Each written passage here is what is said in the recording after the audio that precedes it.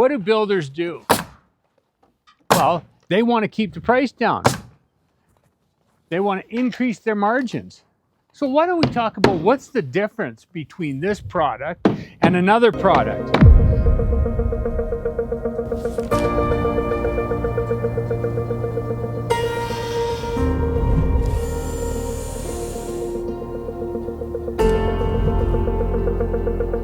All right, good morning everybody. It's Scott out in Bear's Paw. Remember, please like and subscribe to these videos. It really helps us get the message out there about what people are missing out on. So, first of all, today I wanted to address some of the things related to our siding, James Hardie, which is our standard. So, remember I talked about the sleepers, and the reason that I don't like a whole bunch of concrete parging is it makes the house look bigger.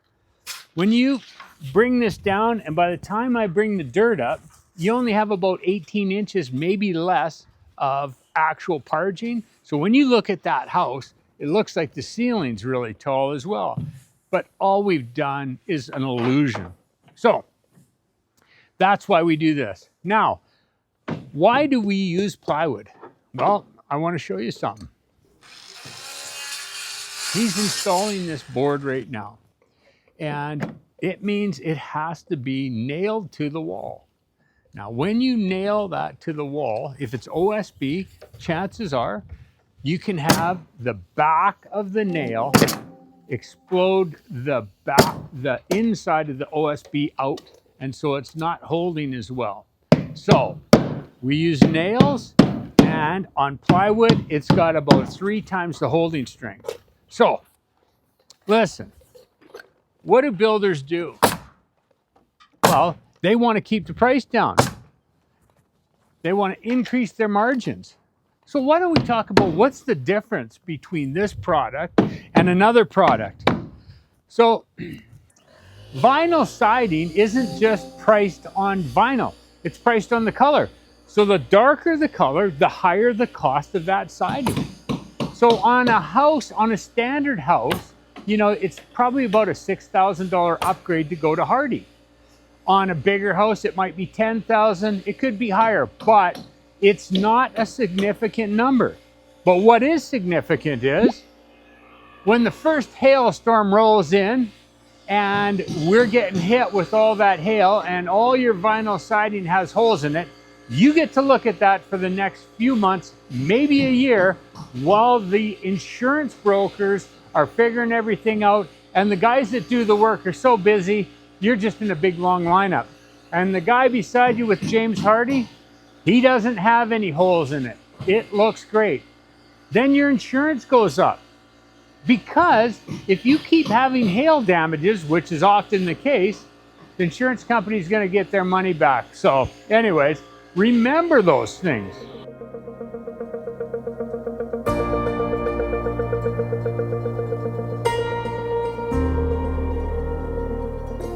On this side, you can see why I really wanted sleepers here.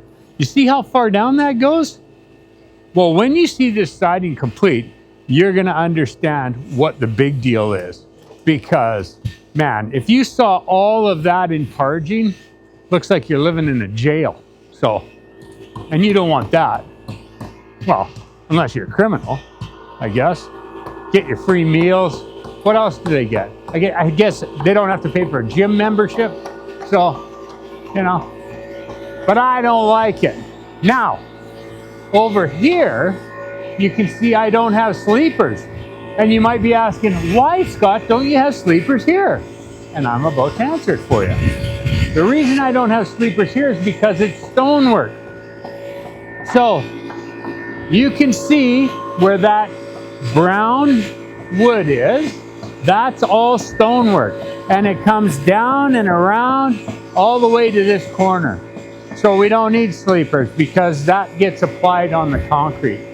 But the other thing is see how we've got trims around the windows?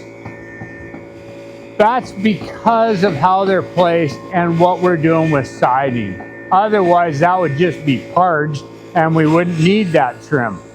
Of course it costs a little bit more because there's more to be done, there's more product, but that doesn't matter. You still get a better product, and that's what we're concerned about. So, going over this again, vinyl siding is not all equally priced. The very light stuff is cheaper than the dark stuff. So when it comes right down to it, if you pick a really dark siding that's vinyl, by the time you pay for that, maybe it's $5,000, maybe it's $6,000, and you could have James Hardy as opposed to that. So a lot of builders kind of hide that whole deal because they charge for it. So anyways, remember that. Please remember that. So that's why we do it. No problems with hail. All right.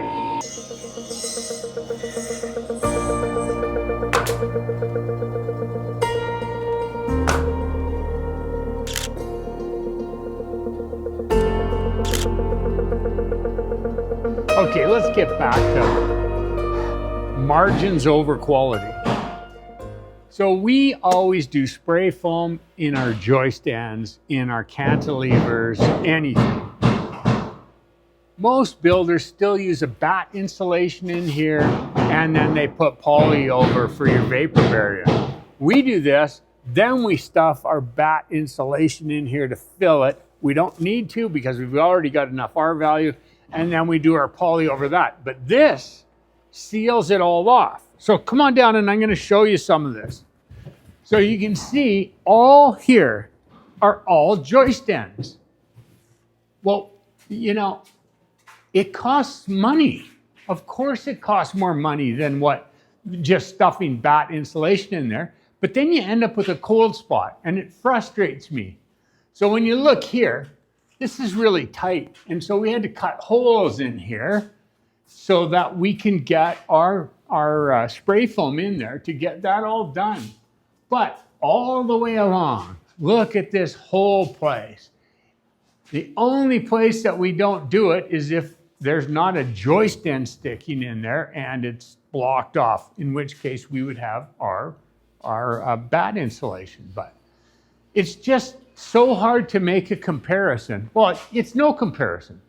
So when you're looking for a builder and you want something that's going to work well for you, look for somebody that provides this type of service as a standard feature.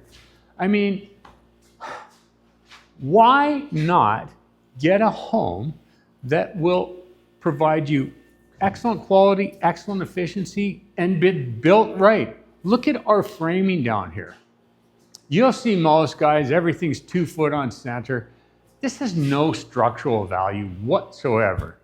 But I'm sorry, it's just how we want to build with high-end quality. Keeps your walls straighter. So when you're doing your drywall, you don't have issues with a board bowing in because you got one stupid 2x4 that's out on a 2 foot span. Now, I just hear a truck backing in out here, so I got to run out there and tell them where to put the dirt.